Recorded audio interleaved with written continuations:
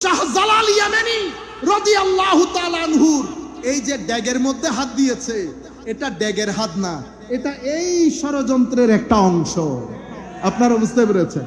হে আমার যুবক তরুণ প্রজন্ম, রুয়ে জমিনের মধ্যে তরিকতপন্থীরা যেই পরিমাণ মানুষকে সহযোগিতা করে, সেই পরিমাণ কোন রাজা বাদশারাও করে না।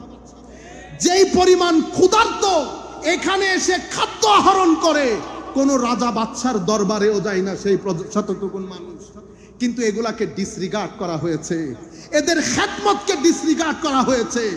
শাহজালাল ইয়ামানি রাদিয়াল্লাহু তাআলা আনহুর এই যে ড্যাগের মধ্যে হাত দিয়েছে, এটা ড্যাগের হাত না, এটা এই ষড়যন্ত্রের একটা অংশ। আপনারা বুঝতে পেরেছেন? সম্মানিত উপস্থিতি, আমি আপনাদেরকে বলছি, উর্সকে প্রপাগান্ডার আইটেম করবেন না। তরিকত তাসাউফকে আপনারা যারা যেই দরবারের সাথে সংশ্লিষ্ট, দরবারকে প্রপাগান্ডার আইটেম করবেন না। নামাজ কেন পড়বেন না? আপনি কিভাবে আপনি বিছানায় পিঠ লাগান? আমার আল্লাহর দরবারে সিজদা না দিয়ে আপনি কেমনে বিছানায় চলে গেলেন?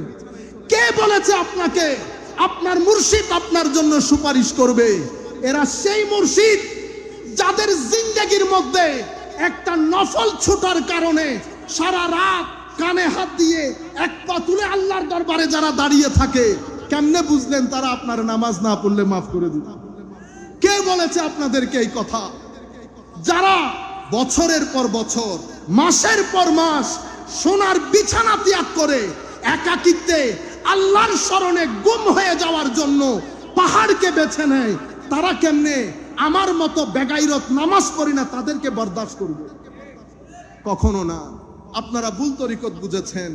কোন দরবার, হুজুর গৌসে মাইজবান্ডারি তো অনেক দূরের কথা, কোন দরবার, কোন হক্কানি আলেম এটা কখনো বরদাস্ত করবে? আপনি ভুল বুঝেছেন, আপনি ভুল বুঝেছেন। গৌসে আজম শেখ আব্দুল কাদের জিলানী, আমাদেরও একটু সচেতন হতে হবে। যা মন চাই, যেখানে আমি কত এডিট করে করে কথা বলছি, সব কথা তো সবাইকে বলা যায় না। আপনি মাহফিলে বলে দিলেন হুজুর আব্দুল কাদের জিলানীর মুরিদ হলে আপনার আর কোনো ভয় নাই। আল্লাহর ইজ্জতের কসম, প্রথম যেই দিন এই কথা শুনেছি আমি তখন অনেক ছোট, আমি বলেছি আর যাই হোক হুজুর গৌসুল আজম এই কথা বলতে পারে না। আমার নবী যেখানে বলে নাই আমার উম্মতের জন্য কোনো ভয় নাই, পেরেশানি নাই, সেখানে হুজুর গৌসুল আজম কেমনে বলবে আমার মুরিদের কোনো ভয় নাই? পরে দেখলাম বলেছে, কিন্তু যাকে আমি মুরিদ বলেছি তাকে বলে নাই।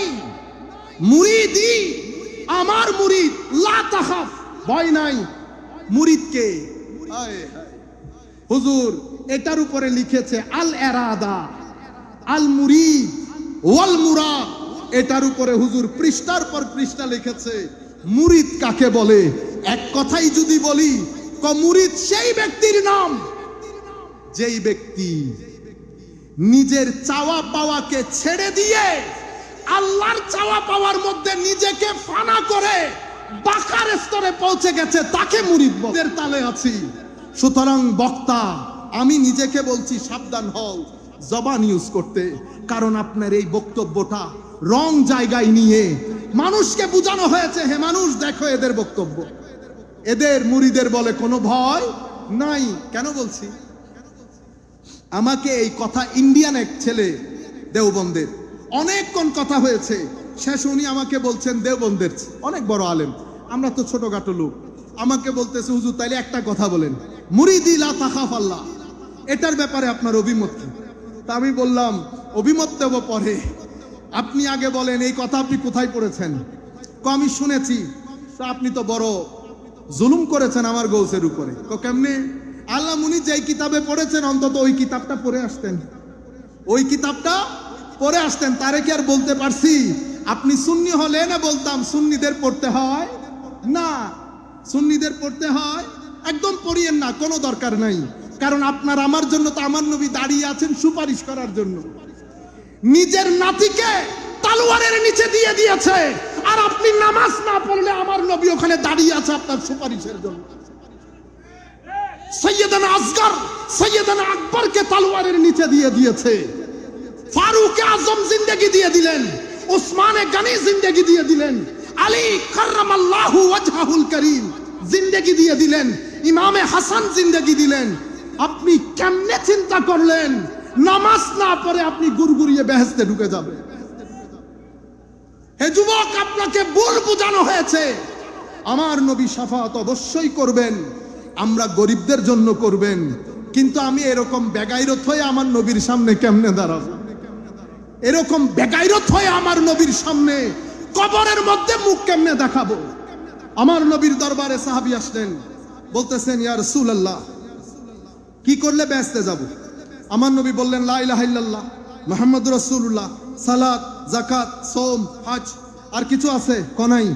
ইয়া রাসূলুল্লাহ, কথা দিলাম বেশিও করব না কমও করব না, তবে এই জিনিসটাকে ছাড়বো না। বেচারা হাসি আনন্দে দরবার থেকে চলে যাচ্ছে, আমার নবী আনন্দে দেখাচ্ছে, হে মানুষ দেখো, জান্নাতি দেখো, এই জান্নাতিকে দেখো, সেই ব্যক্তি জান্নাতি।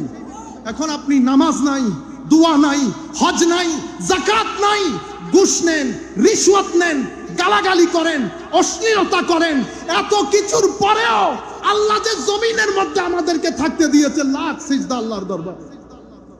সুপারিশ, শাফাত এত সহজ বিষয় না। যদি সহজ বিষয় হইতো ইমামে হুসাইন কারবালার প্রান্তরে যেত না।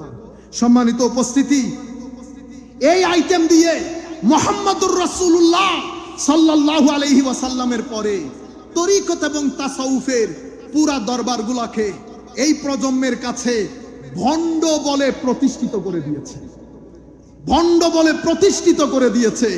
এখন এই জায়গায় আঘাত আমাদেরকে হানতে হবে, কারণ আমরা এই জায়গার জন্য দায়ী। সুতরাং প্রত্যেক যুবক আজকের পর থেকে আমরা বেনামাজি থাকব না। সূরা ফাতিহা শিখবেন, কোরআন কেমনে পড়ে শিখবেন, তিলাওয়াতে কোরআন ছাড়া যেন কোনো দিন না যায়। আপনার কথা কি বলবো, আমি নিজেও পড়ি না। হায় হায়, এমন জমানা এসেছে, এমন জমানা এসেছে।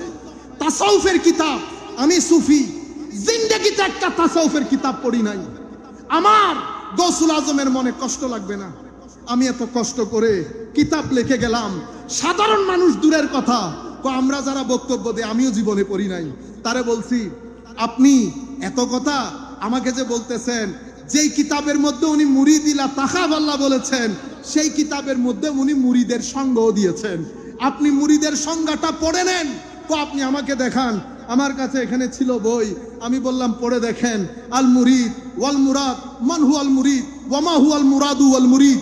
মুরিদ কাকে বলে, মুরাদ কাকে বলে, উনি যখন পড়েছেন উনি বলছেন ইন্না লিল্লাহি ওয়া ইন্না ইলাইহি রাজিউন।